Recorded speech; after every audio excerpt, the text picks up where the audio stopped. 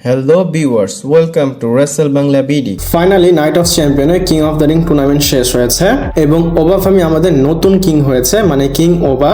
Exactly এই ম্যাচে কি হয়েছে সেটা আপনাদের আমি বলবো। বলার আগে আপনাদের বলবো আপনারা চ্যানেলটাকে সাবস্ক্রাইব করেন এবং ভিডিওটাকে লাইক করেন। প্রথমেই এন্ট্রেন্স করে জেউসো, আর জেউসোর এন্ট্রেন্সে কেমন রিয়াকশন হতে পারে সেটা আপনারা ভালো করে জানেন। সে ব্যাকস্টেজ থেকে একা আসে, আর সৌদির ক্রাউডরা যখন উসো বলতেছিল সবাই ইট ইট করতেছিল, আর সেই জায়গার ফ্যানরা জেউসোকে এমন ভাবে ধরেছে, মানে এমন ভাবে আটকে রেখেছিল জেউসো আসতেই পারতেছিল না। তারপর গার্ড হয়তো তাকে গার্ড দিয়ে নিয়ে এসেছে।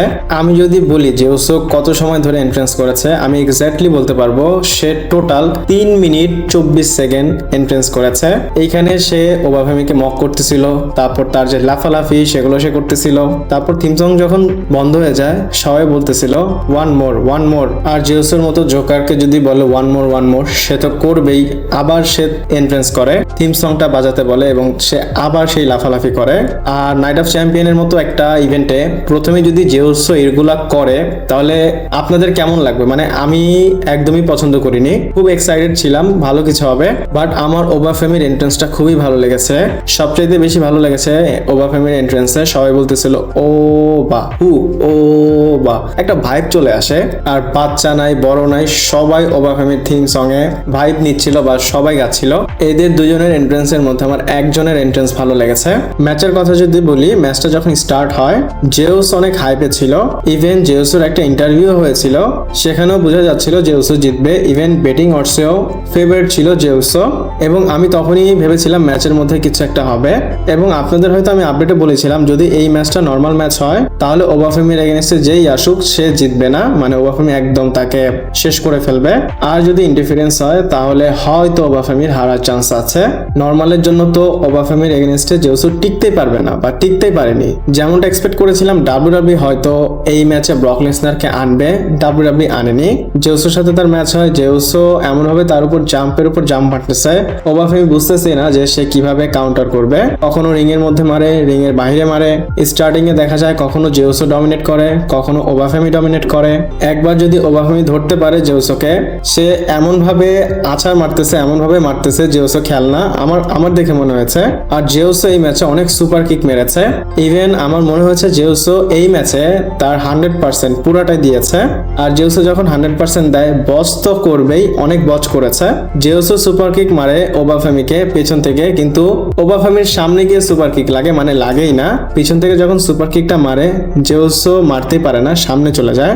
দেখে মনে হচ্ছে সে কিক মারতেছে না, উল্টা হয়তো পিছনে যাচ্ছে বা সামনে আসতেছে। এবং ওবা ফ্যামি এই ম্যাচে যখন জেউসোকে কাঁধে নেয় পাওয়ার বম্ব মারবে, সে লাফ দিয়ে পেছন থেকে পড়ে যায় এবং পড়ে গিয়ে আবার তাকে সুপার কিক মারে। আর এইভাবে ফুল ড্রামা এই ম্যাচে চলতেছিল। এবং এই ম্যাচে ওবা ফ্যামি জেউসোকে উঠায়, একবার উঠিয়ে চোক স্ল্যাম মারে। চোক স্ল্যাম মারার পর পিন করে 1-2 এবং এখানে কিক আউট করে জেউসো। আর এরপরই ফাইনাল ম্যাচের ফাইনাল স্টেজ আসে। প্রথমে মাল্টিপল কিছু সুপার কিক মারে জেউসো ওবা ফ্যামিকে। তারপর এই ম্যাচে মানে লাস্টে গিয়ে খুব ভালো একটা স্পেয়ার মারে।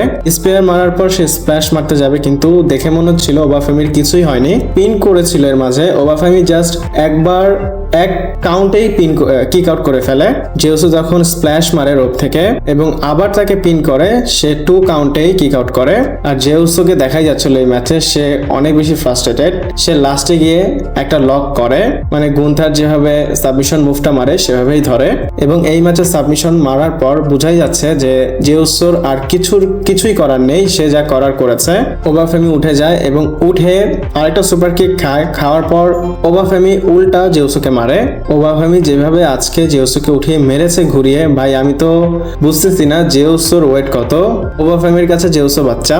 তারপর ওবা ফ্যামি তার পাওয়ার বম্ব মারে, তার মুভ মারে, ফিনিশার মুভ, এবং সাকসেসফুলি জেউসোকে পিন করে। আমি যদি বলি তার উইনটা বাদে এই ম্যাচটা পিপিবি লেভেলের একটা ম্যাচ ছিল না। এই ম্যাচটা একদম ফালতু লেগেছে আমার কাছে। এখন ম্যাচের শেষে কি হয়েছে সেটা আপনাদের বলি। ওবা ফ্যামির কাছে ইন্টারভিউয়ার আসে এবং তাকে জিজ্ঞেস করে যে আপনি জিতেছেন, আপনার অনুভূতি কি বা আপনি কি বলতে চান। ওবা ফ্যামি বলে আমি রুলার এবং আমি ফাইনালি কিং হয়েছি। বলে আমি জেউসোকে বলেছিলাম আমি তোমাকে ধুলার সাথে মিশিয়ে দিব, আমি সেটা করেছি। এবং বলে আমি ডাব্লিউডাব্লিউ কোম্পানির নেক্সট রুলার হব। এরপর তাকে ক্রাউন দেওয়া হয়, তারপর চলে যায়। এবং আমি দেখতেছিলাম ক্রাউডটা যখন তাকে সাপোর্ট দিচ্ছিল, সে উপরে যখন ক্রাউনটা উঠিয়েছে সে থ্যাংক গড বলতেছিল। এখানে আমার একটা প্রশ্ন, ওবা ফ্যামি যে জিতেছে সে কাকে কাকে চ্যালেঞ্জ করবে। এখন তো বলতে পারি ওবাফেমির কাছে ক্রাউন চলে এসেছে এবং সে কিং অফ দ্য রিং টুর্নামেন্টের উইনার। তার কাছে যেহেতু ক্রাউন, সে কিং ওবা, সে চ্যালেঞ্জ কাকে করবে? কোডি রোডসকে চ্যালেঞ্জ করবে নাকি রোমান রেন্সকে চ্যালেঞ্জ করবে? এখানে কিন্তু একটা প্রশ্ন আসে। Most of the high chance আছে এখানে কোডি রোডসকে সে চ্যালেঞ্জ করবে এবং ওই দিক দিয়ে যদি স্যাথ রলিন্সের ফিউড প্ল্যান থাকে রোমান রেন্সের সাথে তাহলে কোডিকেই চ্যালেঞ্জ করার চান্স অনেক বেশি। এবং আপডেটও বলা হয়েছিল এত আর্লি আমরা ওবাফেমি এবং রোমানের ম্যাচ দেখতে পারবো না, ডাব্লিউডাব্লিউ এদের ম্যাচটা লাস্টে গিয়ে করবে। আমি এখানে একটা আশঙ্কা করতেছি, মানে আমার একটু ভয় লাগতেছে যদি একবার ওবাফেমি রোমানকে চ্যালেঞ্জ করে ফেলে তাহলে কি হবে। ডাব্লিউডাব্লিউ চাইলে এই ম্যাচে ভালো কিছু করতে পারতো। আমার কাছে মনে হচ্ছে ডাব্লিউডাব্লিউ খুব খারাপভাবে ম্যাচটা বুক করেছে। আমি ব্রক লেসনারের ইন্ডিফারেন্স এক্সপেক্ট করেছিলাম, যদি ব্রক লেসনার আসতো অনেক বেশি ইন্টারেস্টিং হতো এই ম্যাচটা। আর ডাব্লিউডাব্লিউ তো সবসময় ওবাফেমিকে উইন করার চিন্তা নিয়েই ফাইনালে নিয়ে এসেছে, এর জন্য হয়তো তাকে আনেনি, মানে ব্রককে আনেনি।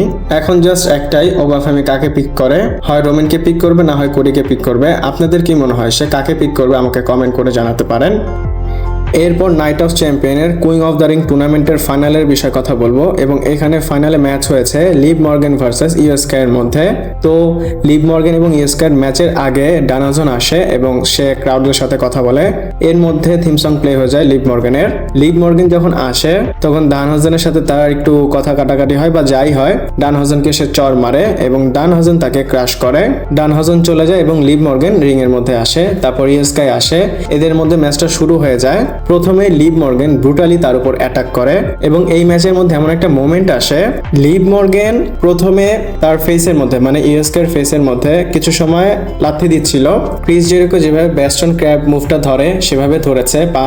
তো লিভ মর্গান যখন তাকে জোরে টান দিচ্ছিল ইউএসকে ঘুরে টার্ন করে ফেলে। এই সিকোয়েন্সটা আমার কাছে অনেক বেশি ভালো লেগেছে এবং এই ম্যাচে লিভ মর্গান টার্গেট করতেছিল ইউএসকে লেগকে, রাইট লেগকে। বাট যাই হোক, ইউএসকে তো ভালো মানের রেসলার, সেও কাউন্টার করে বা ব্যাক করে। এইখানে এতটুক মানে এই ম্যাচের এই কয়েকটা সিকোয়েন্স বা এই কয়েকটা মোমেন্টই আমার ভালো লেগেছে। তারপরে ম্যাচটা তো শেষ হয়ে যায় শর্টকাটে।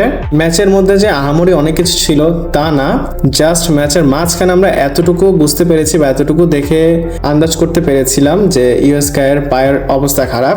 যাই হোক, ম্যাচের এন্ডিং এ ইউএসকে তার মুন শটটা মারে লিভ মর্গানকে এবং ইজিলি তাকে পিন করে কুইং অফ দ্য রিং টুর্নামেন্টের ফাইনাল জিতে যায়। এখন আমরা বলতে পারি ইউএসকে কে সে নতুন কুইং অফ দ্য রিং হয়েছে। এইখানে কিন্তু যখন তাকে ইন্টারভিউ নেওয়া হয়েছিল সে দুইটা লাইন বলেছে। সে প্রথম লাইন বলেছে কুইং ইউএসকে, তারপর বলেছে লিভ মর্গান আমি তোমাকে সামারস্ল্যামে ফেস করব। আর আমি অবাক, লিভ মর্গানকে সে ক্লিন হারিয়ে দিয়েছে। এখানে কোনো রেকেল রডেকেস বা রকজেন কারো ইন্টারফারেন্স ছিল না। এখানে ইউএসকে লিভ মর্গানকে চয়েস করেছে। আমার কাছে খারাপ না, আমি এটা চেয়েছিলাম এবং এটা এক্সপেক্টেড ছিল।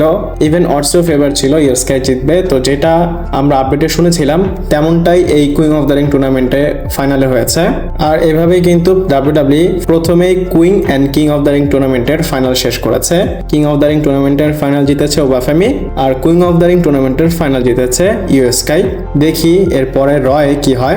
এই ম্যাচের উপর আপনাদের মতামত কি এবং king and cooing of the ring এর টুর্নামেন্টের যে রেজাল্ট সেটার উপর আপনাদের মতামত কি আমাকে অবশ্যই কমেন্ট করে জানাবেন। ভিডিওটা এই পর্যন্তই ছিল। ভালো লাগলে লাইক, কমেন্ট, শেয়ার, সাবস্ক্রাইব করে পাশে থাকবেন। পরবর্তী ভিডিওতে আবার দেখা হচ্ছে।